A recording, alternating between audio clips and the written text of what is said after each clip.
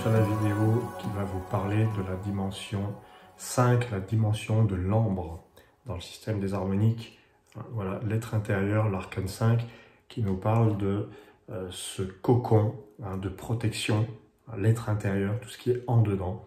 Alors, au niveau de la 5e dimension des harmoniques, la dimension de l'ambre, qu'est-ce que ça peut bien signifier? Quand la Terre a été créée, quand il y a eu les premières apparitions de végétaux, l'eau, tout ça, etc., eh bien en fait, il a fallu protéger ce petit monde naissant.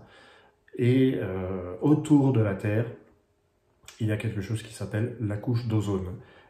C'est ça, l'être intérieur. C'est l'être intérieur de la Terre, la couche d'ozone. Sans la couche d'ozone, la Terre, elle est exposée au vent solaire, au magnétisme, à des tas de choses extrêmement dangereuses et mortelles. Heureusement, les choses sont bien faites. Il y a un principe 5 qui est arrivé et qui sert à protéger. Voilà. L'être intérieur va symboliser toutes les membranes qui protègent l'utérus, l'œuf, le cocon, la chrysalide, donnez-lui n'importe quel nom. C'est là qu'on va pouvoir se créer et être en gestation. Au niveau de la Terre, donc, c'est la couche d'ozone. C'est la protection, c'est le bouclier. Voilà, the shield, le bouclier. Vous avez en première harmonique l'équinoxe qui va symboliser les saisons. L'équinoxe, on va en parler beaucoup en 2021.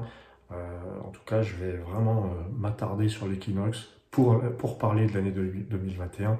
L'équinoxe, c'est tout simplement donc les saisons, mais les airs aussi, l'air glaciaire, le climat, tout simplement, en un mot.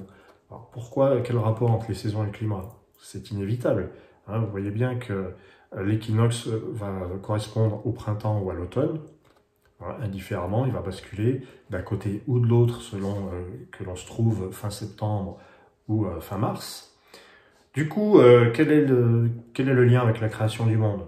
Est-ce important? Mais bien entendu, c'est important parce que l'humain s'est créé grâce aux saisons, enfin, grâce à son adaptation au climat et aux changements climatiques qui ont été extrêmement nombreux. L'humain a évolué grâce à ça. L'humain évolue grâce au changement climatique. Donc, il s'adapte, hein. C'est un petit peu ça aussi l'équinoxe, c'est s'adapter. Et je vous dirais, alors attendez, hop, climat, l'évolution.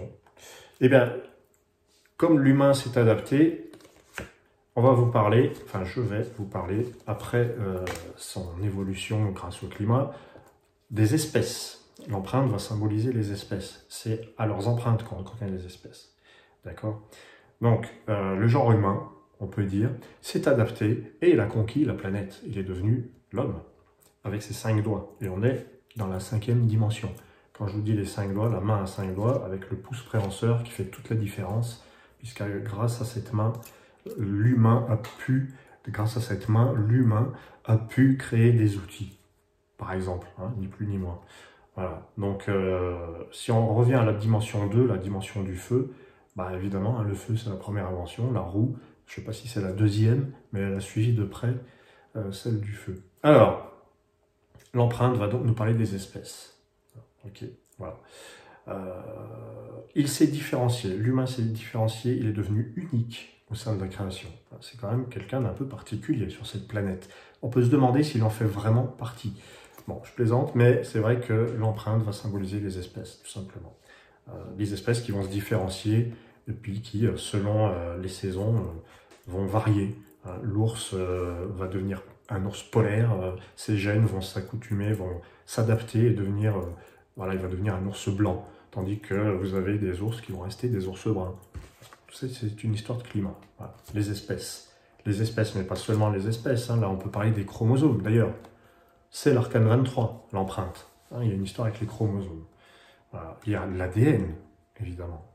Bon, l'ADN, c'est pas seulement l'empreinte. Hein, il y a aussi la mémoire avec l'ADN.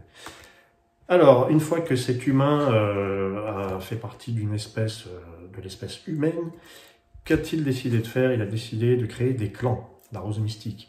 Hein, c'est la famille, c'est des clans. Vous avez donc des individus qui naissent d'une certaine espèce.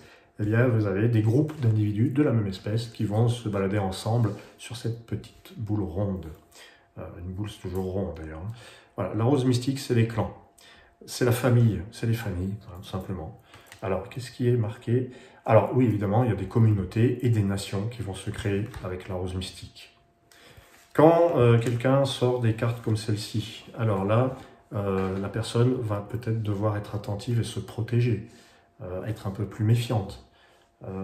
Peut-être qu'elle est en gestation, peut-être qu'elle est enceinte. Bah oui, l'être intérieur, pourquoi pas.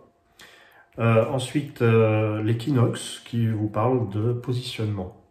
Alors, je vous ai parlé des saisons hein, dans la dimension du macrocosme, mais quelqu'un qui vous sort cette carte, il faut lui parler de positionnement. Alors, équinoxe, c'est quoi? C'est printemps ou c'est automne?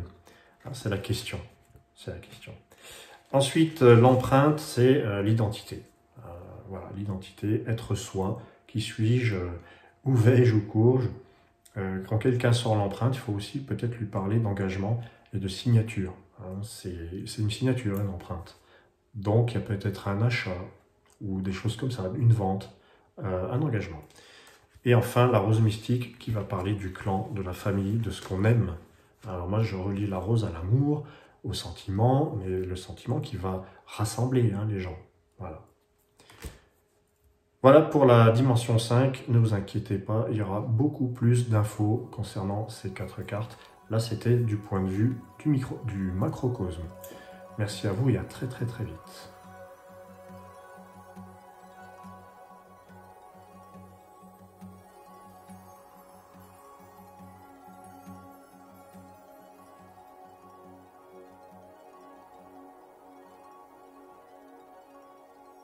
To be